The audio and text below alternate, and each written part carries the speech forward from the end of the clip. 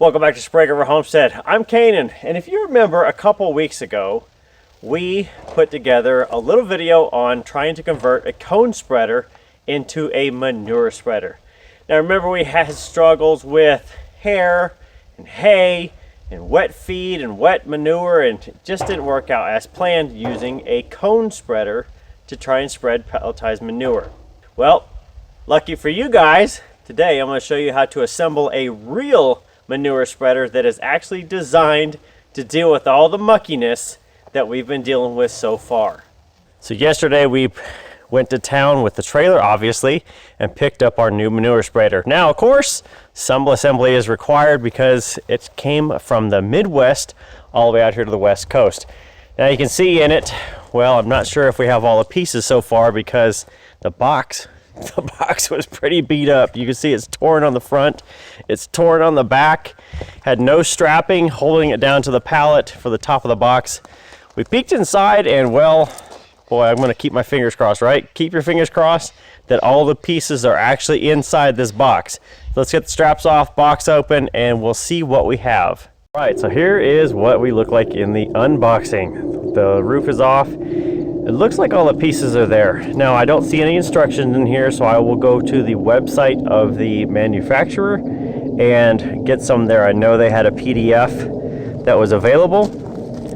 I'm just kind of showing you. You can see the main bottom piece looks like it's pretty much all assembled, which is this big monster here. You got the chains on the top to help because it's chain driven to kind of get everything moving. You also have some boards there, an extra pulley. I think that's about it.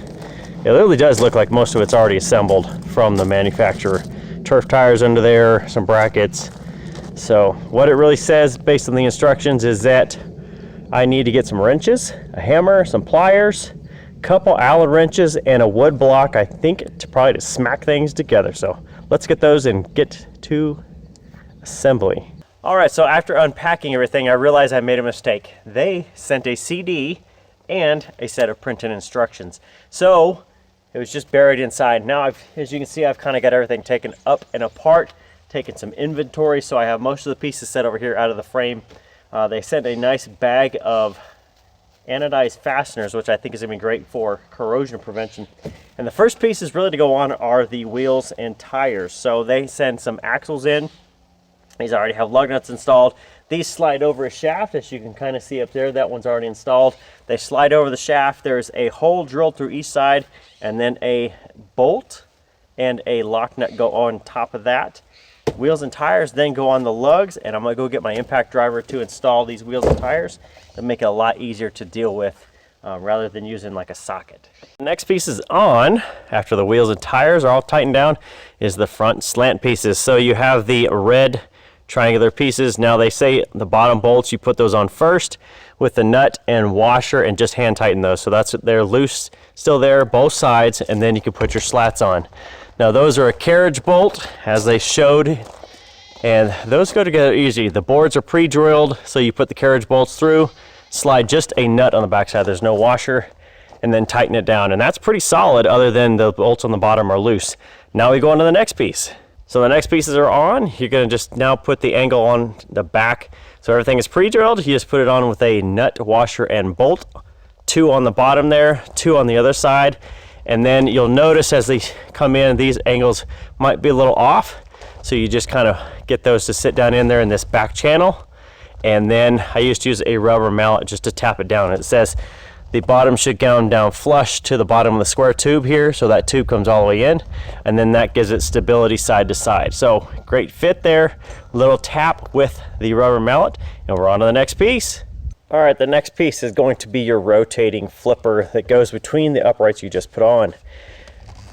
They have plastic blocks that hold it, so they are going to fit very tight. Take one of the blocks, whether it's the left or the right. I put the left one on because it's got the shorter shaft. As you see on the right hand side, you see so much shaft sticking out there. So put the left hand block on, put the bolts and washers through just like that with the threads facing out, and then don't tighten it down. Just put it on there hand tight. Then you can take the flipper, put it in, slide it in the end, and then you can put the block on there. Now the blocks are going to fit tight, so just be ready for that. And I had to use a hammer on the end of the shaft down over here, hammering that in so that it would go in this block over there. Once that's in place, you can then just put in the bolt through the channel, put the nut and washer on the back side, and then tighten everything down, and then your flipper is installed. Next piece is going to be the pulley on the end of the shaft on the flipper you just put on. So there's a keyway that goes on the shaft, and you can actually just put it in there, set it in there, and then I used my rubber mallet just to kind of tap it in. You then are going to take the torque Allen keyway right there, take it loose on the pulley, and then slide the pulley over it. And if you stand back, you should be able to see, as long as both of them are aligned, they're going to go on there. Now there's a belt that's going to go on there, so if you can stand back and see them and they match the kind of the parallel of the part or the rail there, you'll be able to put your V-belt on and it won't fling it off. So just be careful of that, adjust it in and out as needed, and when you're done, tighten it down with an Allen wrench. Next piece is going to be throw the belt on. So you have a piece that is right there that's actually flipped over, so it goes underneath. So you can see it goes under the pulley, down under this arm, which keeps tension, and up around the other pulley. Then the next piece is to install the spring on the bottom of the clutch handle. So you notice there's a rod here that's got a trapped fastener here. You're just going to pull it up to the top, and then it's going to come out the air and it's going to come drop down. Now this allows you to bring the clutch handle and swoop it up under, and there's a spring that's actually tied up to it in this tape.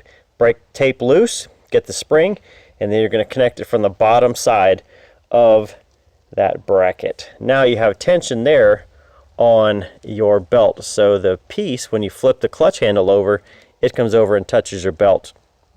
At this point, you need to grab a second person, unfortunately, because you can't be on both sides at the same time. But you're going to loosen the bolt on the back side of the clutch here that holds the rod. Somebody's going to keep tension on the belt just to make sure it's got good tension down, and then you're going to tighten the clutch down. Tighten that bolt back down, and that way adjusts the clutch. This spring pressure pulling down is what's going to transfer over and push down on your belt to keep the belt from falling off. The next piece is to adjust this collar that's right there. There's a set screw in it, so you want to loosen the set screw, slide it up till it's approximately 1/2 inch away from the bracket right there, and then retighten it. So once you actually lift that up and slide the clutch forward, it should disengage from the belt. You lift, pull the clutch forward, drop it down, and then you can see there's no tension on your belt, so you're in good shape. Now the next piece from there is going to be putting on your side slats and your supports. Couple things to note on that is that the length between the upright piece there and this one does matter. So I actually had to adjust this. I actually had this slid all the way forward for these bolts where you can see in that little channel right there. I actually loosened those up, slid this bracket back all the way to the back of the channel, and then retightened it down on both sides. That way I could fit all the way, and then you just kind of push your boards in and drop in your pieces there down into the slot, and then this top piece hooks over top. Now I also had to adjust this here. You can kind of see it got beat up in shipping, unfortunately, but everything fits. It's no problem, just got to do some readjustment. And on to the next piece of putting on the tongue. We'll be good to go. All right, the last piece is to put on the tongue piece. Now it does go on the outside, and it notes in the instructions that you can flip this upside down. So I've put it with the lowest position down because the tongue is now up. I could take it if I need to and flip it over, and that would make that go down. But I think we're there. Check all your bolts, make sure everything's tight, and then you adjust your drag chains. Now they have some adjusters on the front. You can see right there, it's even side to side, and you've also got to notice that your gears, your chain has to go up and over that gear, and it's got a guard there, so it has to go up and over that to make sure that it's not going to bind itself. And then after that, it's ready to go. That's ready to rock. Belt's on. Now it's time to take it off. I think we're going to hook it up to the ATV. See if we can spread some manure. All right, so we're going to give it a try here. Nikki's going to dump in some compost. Beauty of this thing is it's not very wide, and it should take a full load with the tractor. So you can pull up with a quad, dump in with the tractor, and then you shouldn't have to worry about, I guess, multiple pieces of equipment going at the same time. One person can do it. Pull up with a quad, tractor dumps in, drive off with a quad. And I think it's going to be getting some experience to get in place. Make sure you can dump exactly where you want it to. But you can see there's all kinds of manure and hay in there, and we'll see what this can do. Ooh, I'm excited. That's pretty nice. One bucket for the tractor. Pretty much one bucket loaded there with the spreader. Okay, here we go. Here's the maiden test. See how we're doing here.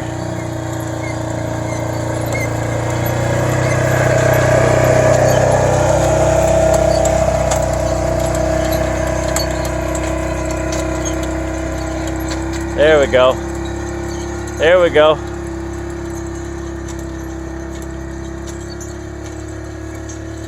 Oh boy. Look at that thing go.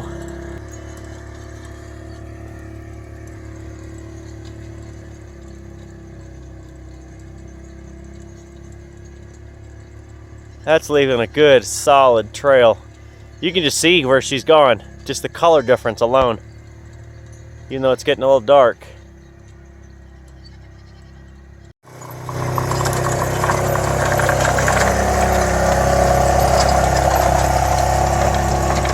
Oh yeah, she's almost out now. Almost out. I think that's a pretty successful test run, personally.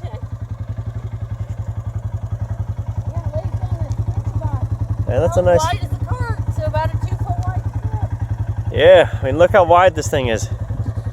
It's no wider than the quad, so I can put that straight into, literally into the barn. I can back it in there and load it straight from the barn and then pull it out of there. We got the stall model. I know. You ready? You good? Yeah, I think it's good. We'll play with it some more this next week.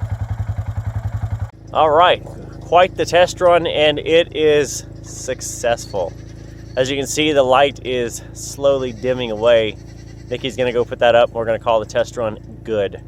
So that had no issues. It had plenty of grass in there, and it did pretty darn good to fling it out of there. So, ooh, there we go. Maybe there's some better light over here. One good scoop with the tractor, the bucket tractor, is a perfect amount for that. And she did, let's see, probably about 400 feet in length before she started coming back. So probably more like 500 feet by the time she turned around. So 500 linear feet. That was very good manure done, and I can just put that in the barn. She said it's the stall model, so which means I can back it right into the barn and load straight from the barn into that, drive it out here, immediately distribute it, take it back to the barn for another load. That way we don't have to do the sitting outside, load with the tractor, etc. I can take it straight from the barn, which is going to be awesome. Gets rid of that double and triple handling we're doing. So that's it. There is a true manure spreader assembly, pretty easy. Hand tools and the instructions are all there, and now I need to give them a good review. We got it off eBay, if you believe that. eBay! I know, everybody always says, oh, eBay! Well, we got it off eBay, so good thing there. We're going to use the heck out of it. So that's it from this time. Hopefully I can get some light here. That's it from Sprague Homestead. Happy homesteading. We'll see you next time.